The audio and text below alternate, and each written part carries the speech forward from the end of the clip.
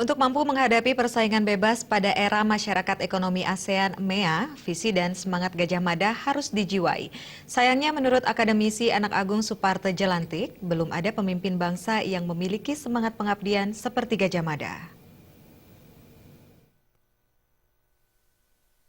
Akademisi Anak Agung Suparte Jelantik memaparkan sebenarnya sejak zaman Gajah Mada perdagangan bebas telah dilaksanakan.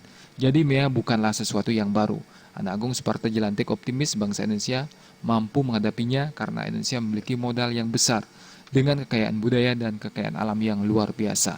Sayangnya belum ada pemimpin bangsa saat ini yang memiliki dedikasi dan pengabdian seperti Gajah Mada.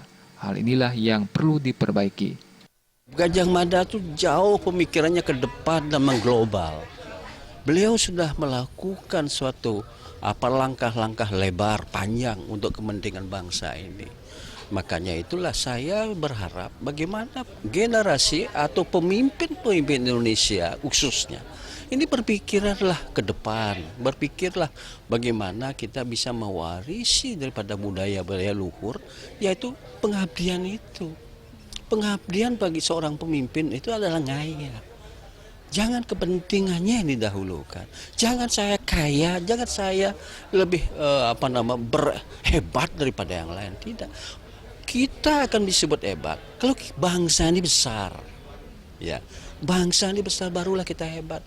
Kalau cuma seorang pemimpin yang besar, sedangkan rakyatnya morat marit tidak sejahtera, apa artinya ini? Visi yang dimiliki oleh Gajah Mada dan semangat pengabdian yang luar biasa seharusnya menjadi contoh dan inspirasi untuk pembangunan ke depan, sehingga Indonesia berjaya dan mampu bersaing dengan negara manapun. Purnama dan Gung